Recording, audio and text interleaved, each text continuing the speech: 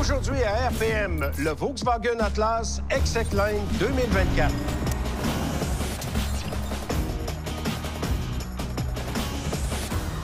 On peut dire que le Atlas est un multiface. Oui. L'initiale en 2018, la deuxième en 2021 et là, en 2024, on arrive avec une autre face encore. Ouais, troisième style pour cette génération qui est arrivée, tu l'as bien dit, en 2018. C'est rare qu'on voit ça. Là. C'est vraiment rare, mais on sent chez Volkswagen qu'on veut étirer la sauce, là, donner une nouvelle vie à cette génération-là. Oui. On retravaille bien sûr l'avant du véhicule. On a une calandre qui est beaucoup plus grosse, qui fait penser un peu à ce qu'on a du côté de l'Europe avec le Touareg, qui est évidemment pas vendu ici. Puis ça suit la tendance du marché de toujours avoir des calandres plus grandes et plus grandes et plus grandes. On t'avait d'avoir une calandre et un véhicule derrière. À peu près. On a des phares aussi qui sont retravaillés, qui font beaucoup penser étonnamment à ceux du Ford Expedition 2018. Effectivement. On a vraiment une forme qui est similaire. On fait référence évidemment au C puis l'espèce de pince de crabe là. Ouais. Effectivement. On a bien sûr la ligne lumineuse qui va d'un bord à l'autre du véhicule. Hey, ça, c'est-tu plus original? Bien, c'est qu'on l'a vu et revu dans l'industrie depuis quelques années. Même chose pour le logo illuminé qu'on retrouvait chez Volkswagen dans le ID4, mais qu'on a chez Nissan, dans l'Aria, par exemple, et chez plein d'autres constructeurs. Même la Livre. Donc, c'est vraiment une approche qui est de moins en moins originale, tu l'as bien dit. Ça va bien, moi, je trouve, par contre, avec le style du véhicule. C'est une belle devanture, on a bien retravaillé, et c'est particulièrement le cas de cette version-là qu'on a avec nous, parce qu'on a la version Exec-Line qui vient automatiquement avec l'apparence Airline. Donc, un pare-choc qui est différent. Au lieu d'appeler ça juste Airline, il fallait qu'il rajoute d'autres choses en avant. Il faut que ce soit plus compliqué que pas assez. Donc, c'est même ça marche. Et on a un pare-choc, donc, qui est différent des autres versions parce qu'on a une ligne qui va jointer les deux fausses ouvertures qu'on a de part et d'autre du pare-choc. Et ça, c'est une approche qui est vraiment unique à cette version-là. Puis on a des accents de chrome aussi qui sont pas abusif. Non! Comme on peut le voir, par exemple, sur la Jetta, où là, on finit plus de plus en mettre. Là, ça demeure quand même assez contenu. Oui, effectivement. D'autant plus qu'on sait que c'est une version américanisée des Volkswagen, mais on s'est retenu quand même avec le chrome. C'est quoi les autres versions qu'on a du côté du Atlas? Bon, on commence au début avec la version Comfort Line, qui est vraiment au début de la gamme. Ensuite, la version Peak, nouvelle pour 2024, qui va arriver un peu plus tard. Et qui est dérivée du concept Basecamp, qui avait été dévoilé en 2021, avec une approche plus aventurière. Bien, on voit chez Honda avec le pilote Trail Sport, Timberline chez Ford, etc. Il y a vraiment une tendance, une tendance dans ce segment-là d'avoir des versions un peu plus hors route, donc on n'y fait pas exception chez Volkswagen. Ben oui. Ensuite, la version Highline et finalement la version Exec-Line que nous avons avec nous. Fort Odell, ce qui est intéressant avec ça, c'est qu'ils sont directionnels et de série sur toutes les versions, même la version d'entrée de gamme. Ça, c'est une caractéristique de sécurité qui est très intéressante. Oui, donc c'est pas parce qu'on a une version pas chère qu'on fait une concession de ce côté-là. Ça, c'est une stratégie qui est inhabituelle de la part de Volkswagen parce que souvent, les versions de base vont avoir le strict minimum en matière d'éclairage et là, bien, clairement, ce n'est pas le cas. C'est sûr qu'au prix que les véhicules sont rendus, il faut que ça se justifie à quelque part. Effectivement. Pour terminer, les différences entre les versions, on a des roues de 21 pouces ici. On va avoir du 18 ou du 20 sur les autres versions. Et on a quelques artifices comme les rétroviseurs ici de couleur harmonisée qui vont être noirs pour la version Peak. On a aussi une applique dans la portière qui va être absente ou présente selon la version et même des longerons de toit noir qui vont permettre d'avoir une distinction entre les niveaux d'équipement.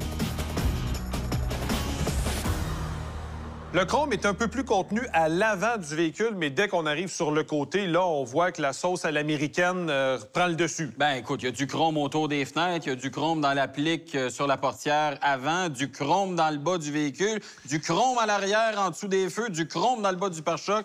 Il y a du chrome partout. Oui, c'est ça. Peinturé épais. Et là, ça paraît peut-être un peu moins à cause de la couleur de notre véhicule, mais s'il était plus foncé, noir ou gris foncé, là, ça ressortirait vraiment, vraiment beaucoup. En fait, moi, c'est la bande sous l'unique feu, maintenant, que je trouve totalement disgracieuse, d'autant plus que le mot Atlas est inséré à l'intérieur. Donc, je pense que tout ça aurait pu être retravaillé. Mais on a plutôt choisi de retravailler l'unique... Ben, maintenant, c'est rendu un seul feu à l'arrière. Il n'est plus séparé comme précédemment. Et ça, je trouve que ça fait très rapiessage. Oui, ça fait rajouter. Ça fait rajouter, effectivement, d'autant plus qu'on a conservé à peu près intégralement le style des feux de position qu'on avait précédemment. On a seulement jointé les deux unités. Ça fait effectivement assez rajouter. Au moins, on a travaillé l'aspect de ce feu-là en ajoutant un éclairage, un logo éclairé également. Ça fait démoniaque. Excuse-moi, mais c'est démoniaque. Oui, c'est quand même assez frappant comme style. Mais effectivement, ça fait un autre rafraîchissement qu'on applique sur la carrosserie. C'est ça. Et personnellement, j'aime pas beaucoup ça. On maintient malheureusement les faux pots d'échappement. Oui. On fait un effort pour les intégrer, une belle applique de chrome comme un pot d'échappement doit l'être, mais finalement, les sorties sont sous le pare-choc. Ça, c'est laid. Oui, c'est ça. D'autant plus ça méprend pas grand monde. On voit vraiment que c'est fermé. Effectivement. Effectivement, ça manque de goût. Puis c'est une approche, encore une fois, que Volkswagen et Audi met à l'avant-plan depuis plusieurs années. On est rendu ailleurs, s'il vous plaît. C'est ça. Par contre, quelque chose qu'on ne ferme pas, c'est l'ouverture devant l'attache-remorque qui, lui, reste à découvert. Oui, on voit chez d'autres véhicules de la catégorie une plaque de plastique qui peut venir camoufler cet élément-là. Qui est esthétiquement très beau, généralement. Oui, c'est plus réussi. Là, on essaie de l'intégrer dans le pare-choc. Peut-être que c'est un peu moins frustrant à long terme parce que souvent, ces plaques-là vont finir par se casser ou les attaches vont se casser. Mais disons que ça nuit un peu au style un peu plus haut de gamme de la version ExactLine avec l'ensemble Airline qui met l'accent vraiment sur une approche un peu plus finie, si on veut. C'est pas tout le monde non plus qui veut que son attache-remorque soit en spectacle comme ça. Et c'est pas tout le monde qui s'en sert en plus. Bon, maintenant, qualité de l'assemblage, qualité de la peinture, c'est pas toujours égal du côté de chez Volkswagen, mais là, on est clairement au sommet de la gamme nord-américaine. Oui, effectivement. C'est bon en termes d'assemblage. Les panneaux sont bien alignés. On sent la solidité du produit également dans l'agencement des différentes parties de la carrosserie. Oui. Ça, c'est bon. Qualité de la peinture, bonne application, épaisseur dans la moyenne. Il n'y a rien qui révolutionne cet aspect-là du côté de l'Atlas.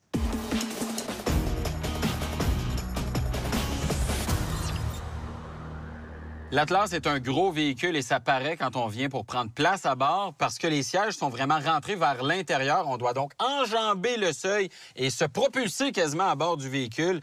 Donc ça, c'est un peu plus difficile, particulièrement pour les personnes de plus petite taille. On a des sièges qui sont toutefois d'excellente qualité avec un bon support pour les jambes, pour le dos, les épaules. Ils sont chauffants et climatisés sur toutes les versions. La version ici, ExactLine, a des sièges à mémoire, 3 positions quand même. Seul reproche, et ça, c'est un peu contraire à ce que Volkswagen nous a habitués dans les dernières années, sont mous, particulièrement au centre de l'assise. Ça, c'est un peu contraire à Volkswagen parce que généralement, on a des sièges qui sont typiquement allemands, très fermes et qui procurent donc un bon confort à long terme. Donc ça va être un élément à surveiller. On a une planche de bord qui est évidemment complètement repensée pour l'année modèle 2024, avec un volant toutefois qui est plutôt classique dans sa présentation, typique de ce que Volkswagen nous a habitués dans les dernières années, avec des commandes faciles à utiliser, des palettes de changement de vitesse derrière le volant, un bouton pour modifier l'instrumentation qui, elle, reprend le style qu'on retrouve du côté des GTI et Golf R de nouvelle génération. C'est un écran de 10,25 pouces qui est de série sur toutes les versions. On a beaucoup de possibilités de personnalisation et ça, on aime ça. La carte ou une autre présentation pour le contour, la vitesse, etc. Il y a vraiment beaucoup de possibilités de personnalisation. Et même la couleur de l'instrumentation va changer en fonction de l'éclairage d'ambiance. On a 64 couleurs de disponibles. Ça vous donne une idée à quel point on peut le modifier à notre goût.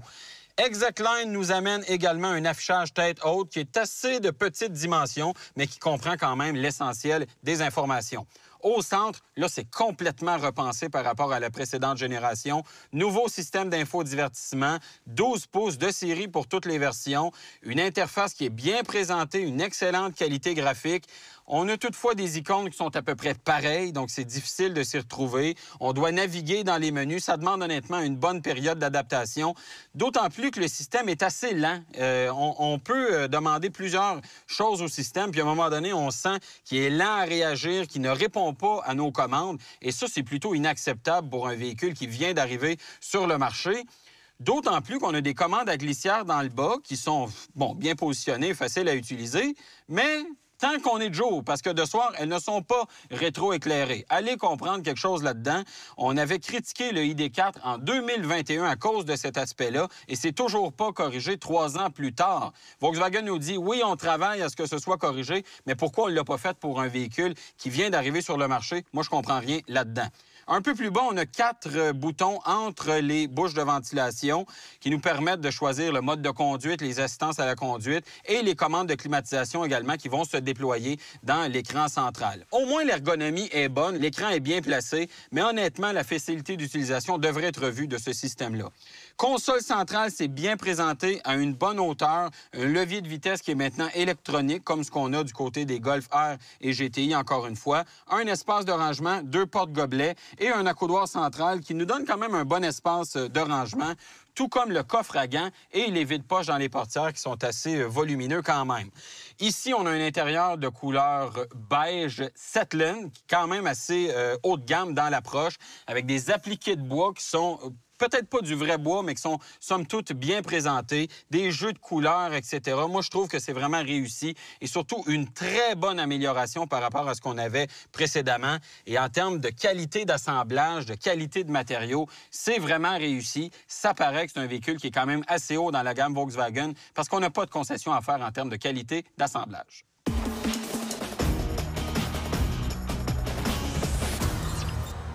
La vocation familiale du Volkswagen Atlas se confirme dès l'ouverture de la porte arrière. Elle est carrément gargantuesque avec un très grand degré d'ouverture aussi. Donc, vraiment, prendre place à la deuxième rangée est excessivement facile. Vous allez découvrir un environnement qui, vous le voyez, immense, littéralement, beaucoup de dégagement. Les sièges, bon, c'est un peu ferme, un peu de support, mais il faut que vous notiez que la version que nous avons à l'essai vient avec une option à 700 $ qui nous offre 2 sièges capitaine. Sans cette option, évidemment, vous aurez une banquette à 3 places, ce qui fait que l'Atlas peut être en configuration soit à 7 places ou encore à 6 places, comme le modèle à l'essai. Beaucoup de commodités aussi à l'arrière ici. Vous avez climatisation, les sièges chauffants, rideaux latéraux, les vides-poches, vous avez prise USB, prise 120 volts. Sérieusement, il y a beaucoup de caractéristiques de confort à bord du véhicule. Il y a une chose qui est peut-être un peu décevante, c'est la largeur du toit ouvrant qui est vraiment très étroite. Ça, c'est plutôt inhabituel. Pour avoir accès à la troisième rangée, l'opération est vraiment très simple. Elle se fait via un loquet qui est sur le dossier et ça dégage un bon passage. Et notez que les dégagements, justement, pour la troisième rangée sont, somme toute, assez décents. D'autant plus qu'on peut augmenter les dégagements pour les jambes, notamment, puisque la deuxième rangée est sur glissière. Donc, au niveau du confort à l'arrière, on s'en tire vraiment très bien. Accès au coffre, évidemment, c'est un point névralgique dans ce segment-là. Ouverture rapide grâce à un haillon électrique. Et de base, vous avez 583 litres. Vous basculez à 1572 litres lorsque vous abattez la troisième rangée. Et si vous rabattez toutes les rangées de sièges à l'arrière, un grand plancher plat va se dessiner devant vous et vous aurez, écoutez bien ça, 2741 litres d'espace cargo, ce qui en fait l'un des véhicules les plus volumineux de son segment, tout juste derrière le Chevrolet Traverse et le Honda Pilot.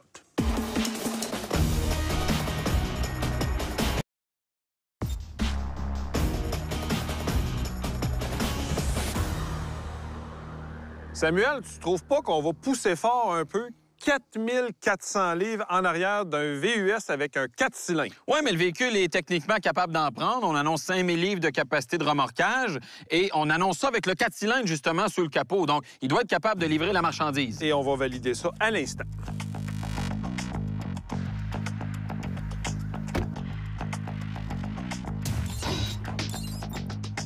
On a 6 modes de conduite à bord de l'Atlas, mais aucun mode remorquage. Ça, c'est plutôt étonnant parce qu'il y a plusieurs compétiteurs qui l'offrent. Oui, effectivement. Mais pour améliorer la performance de la mécanique, on a placé justement le rouage d'entraînement en mode sport. Oui. Et je mets la transmission également en mode sport pour favoriser une bonne réaction. Oui. Et on met le pied au plancher.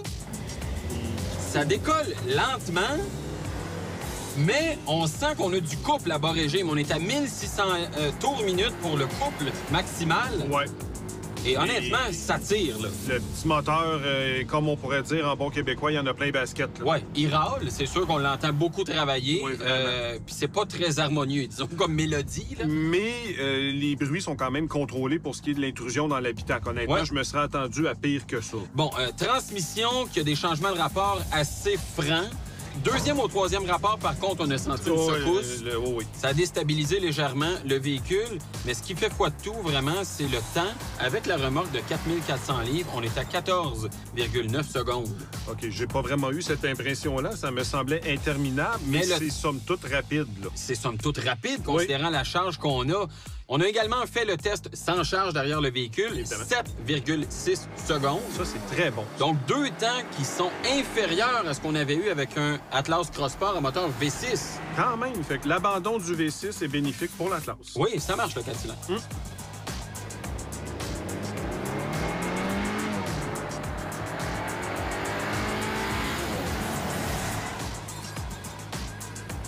Pour l'épreuve de freinage 100 km/h 0, on a retiré la remorque. Oui. Il faut quand même rappeler que des VUS à 3 rangées, ça vise à transporter une famille, avoir des choses sur le toit, etc. Il peut y en avoir du monde, là. Il peut y en avoir du monde et ça a besoin donc d'avoir une bonne performance au freinage 100 km/h 0. Tout à fait d'accord avec toi. Les composants de frein sont pas particulièrement gros. Donc... Non, à l'image de la concurrence, mais bon, faut que ça marche. Oui, toujours. Oh, ça plonge. Et que ça plonge, oui. Ça plonge, ça plonge. Un transfert de poids qui est important vers l'avant. Oui, mon poids aussi, c'est transféré. Oui, effectivement. Et on sent vraiment l'avant du véhicule qui va pointer vers le sol carrément, l'arrière se soulever. Honnêtement, là, on n'est pas très surpris. Ben non. Mais le véhicule est haut, les suspensions sont élevées aussi, c'est lourd. Oui, c'est ça. Regarde, c'est dans l'habitude de cette catégorie de véhicules-là. Ouais. La bonne nouvelle, par contre, c'est que la trajectoire était rectiligne. Oui. Facile à contrôler. J'ai une bonne sensation dans la pédale de frein. Je sens l'ABS travailler. Donc, j'aime vraiment cet aspect-là. Je me sens en contrôle du véhicule. Bon. Et ça, encore une fois, pour un VUS 3 rangées, c'est important là, d'être en contrôle du véhicule.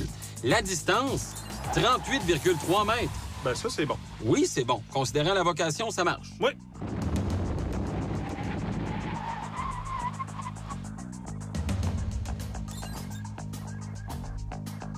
Épreuve de slalom maintenant. Ce qui risque de nous aider ici, ce sont les pneus 21 pouces. Oui. Ça va aider la tenue de route. Ils sont assez larges aussi, du 65. Bon. Regarde-moi ça, toi. Ça ballotte. C'est sûr que ça ballotte. On a une caisse qui est élevée. Mais tu y vas avec entrain, hein? Oui, j'y vais avec entrain et ça tient la route. Honnêtement, là, c'est un véhicule qui est stable. Bon, le système de stabilité embarque à l'occasion quand même, mais ça, c'est pas étonnant. Non, effectivement, c'est pas étonnant. Et ce que j'aime, c'est le comportement qui est neutre.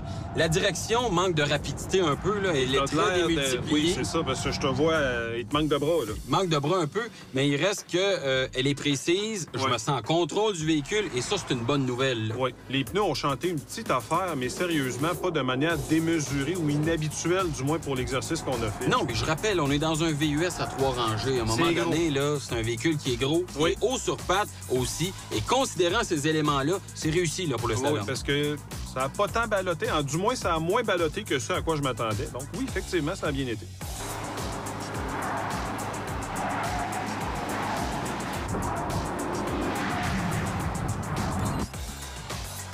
L'évitement d'obstacles est extrêmement pertinent avec un véhicule comme ça, compte tenu de la vocation familiale. On le répète, mais c'est important. C'est très important. Et là, il y a un point qui est quand même difficile pour l'Atlas. Il est construit sur la plateforme MQB et Dieu sait que ça n'a jamais bien été dans cet exercice-là avec cette plateforme-là. Oh! Et voilà. Bon. Le véhicule a carrément glissé, beaucoup de sous-virages et j'ai perdu complètement le système de freinage. Quand on est en déstabilisation, ce que le véhicule fait, c'est de couper la force de freinage dans le but de retrouver une certaine stabilité. Et ça fait une distance qui est très longue. Et là, compte tenu des lois de la physique, évidemment, le véhicule déstabilisé a foncé dans l'obstacle et a aussi ramassé la ligne de compte à droite. Et la distance de freinage est longue également. Donc, il n'y a rien qui a bien été, là. Non. Bon, c'est sûr que la direction et le système de freinage, j'ai comme perdu la communication avec le véhicule. Je me suis pas senti en contrôle. C'est pas rassurant. 2 secondes. C'est pas rassurant. Donc, pour ce qui est de l'évitement d'obstacles, je pense que c'est clair que c'est un échec.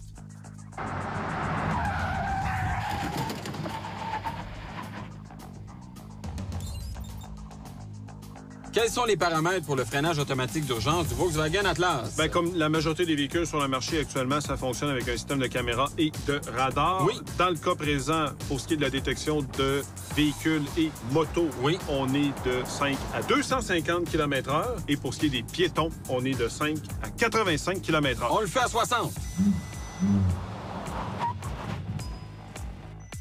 Écoute, un bon avertissement visuel dans l'instrumentation, dans l'affichage tête haute également. Un petit tintement sonore. Ouais, c'est pas un gros signal. D'autant plus que l'avertissement est arrivé de façon assez tardive. Et peu de temps après, le véhicule a commencé à freiner. Premier coup de semonce, quand même. Pour nous avertir, et finalement, un freinage complet, un arrêt, donc quand même assez proche de l'obstacle. Mais bonne nouvelle quand même, on a évité la cible, donc c'est réussi. Ouais. Samuel, pour un véhicule dont la génération date quand même de 2018, il s'en tire pas mal, mais on flirte avec les limites constamment. Oui, effectivement, et particulièrement à l'évitement d'obstacles, où là, on a carrément dépassé les limites du véhicule. On a beau avoir un système de stabilité qui, généralement, fonctionne assez bien, pas trop intrusif quand on est à l'évitement d'obstacles. Le véhicule est dépassé tout simplement. Oui. Et là, on va aller voir sur la route qu'est-ce que ça dit en termes de confort.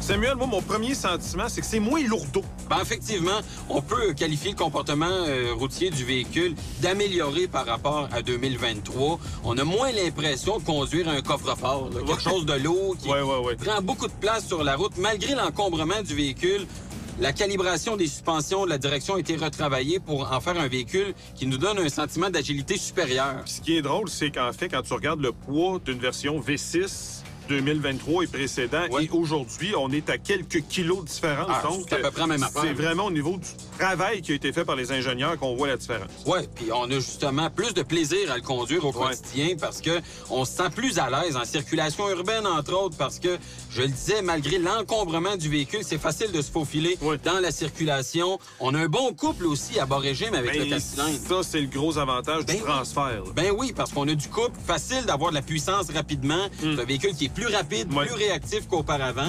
Et ça, ben, ça améliore la conduite au quotidien. Mais en conduite urbaine, la transmission nous fait suer un peu. Ben, la satanée transmission 8 rapports, on l'a critiqué beaucoup dans les dernières années. Dans le Tiguan, dans l'Atlas depuis 2018, dans la Jetta également. Et on aurait pu profiter de 2024 pour retravailler ça. Bon, c'est sûr que dans certaines conditions, elle est très fluide, mais dans d'autres conditions où on en demande un peu plus, en ville, à basse vitesse, bang, bang, des coups. Elle sait pas trop sur quel pied danser, elle hésite. Et ça, honnêtement, c'est assez tannant. C'est un peu tannant. Puis même en jouant avec les différents modes de conduite, elle n'est jamais optimale. Non, parce qu'on a évidemment 6 modes de conduite, là, éco, normal, sport, hors route, snow, etc. Là. Bon, on a plusieurs choix, mais ça change malheureusement pas suffisamment la calibration de la transmission. On a ce défaut-là partout, tout le temps. Donc, assurez-vous, si jamais vous êtes intéressé par ce véhicule-là, que c'est un aspect avec lequel vous êtes capable de vivre au quotidien. Oui. Ça vaut la peine de faire un essai routier. Très certainement. Dans les autres programmations, t'as cette tricherie sonore. Oui. Tu peux tripoter le son. Bien, évidemment, avec un V6 3.6 qu'on avait précédemment, qui était le fameux VR6, que tout le monde encensait à cause de sa sonorité, qui était effectivement agréable. Là, quand on passe un 4 cylindres, on perd cet aspect-là. La sonorité est plutôt décourageante. Elle prend le bord. Elle prend le bord, et c'est un moteur qui est assez râleur. Honnêtement, quand on y en demande pas mal, on l'entend travailler. Et en plus, selon les modes de conduite, on a un haut-parleur situé à quelque part dans le devant qui va nous cracher une sonorité factice. Honnêtement, ôtez-moi ça de là. Tu sais, quand tu dis que même Volkswagen assume pas le fait que son moteur sonne pas bien. Oui, bien, on essaie, j'imagine, de corriger ça avec un haut-parleur, mais honnêtement, c'est raté, là. Ça marche pas. Bon, d'un point de vue de consommation, on en est où avec le Volkswagen Atlas 2024? Parce qu'en abandonnant le V6, le but, entre autres, était nécessairement de faire diminuer le rapport de consommation du modèle. On est à 9,9 litres au 100, ce qui fait quand même bonne figure dans cette catégorie-là. Amélioration par rapport au V6 précédent de quelques dixièmes de litre à chaque 100 km. Donc, on a un gain de ce côté-là.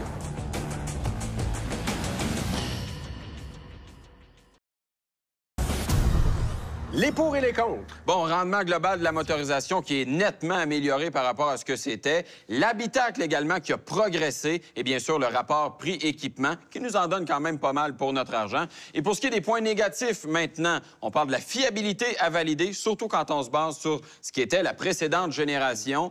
On parle bien sûr du système d'infodivertissement ultra frustrant et bien sûr l'évitement d'obstacles qui a été échoué. Recommandation d'achat. Bien, en fait, vous le savez, c'est une nouvelle motorisation. Elle doit être validée d'un point de vue de fiabilité. Donc, on vous recommande très certainement d'attendre avant de l'acheter.